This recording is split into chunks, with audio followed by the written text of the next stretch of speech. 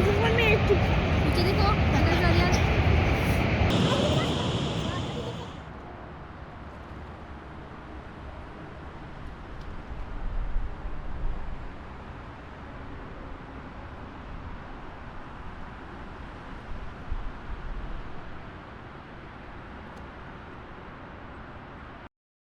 A large section broke off and fell near the end of Prospect Point.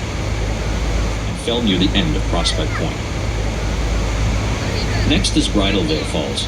The smallest among the three waterfalls, it is located on the American side, just to the right of and remains the smallest waterfall compared to its two counterparts.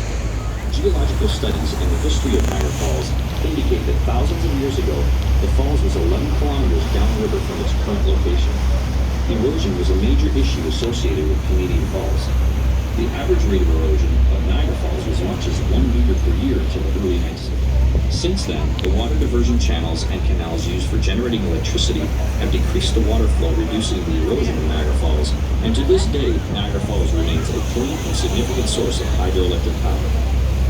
There are over 500 waterfalls in the world total, but Niagara Falls is the biggest waterfall in the world by volume of water flow, at an average of 750,000 gallons per second.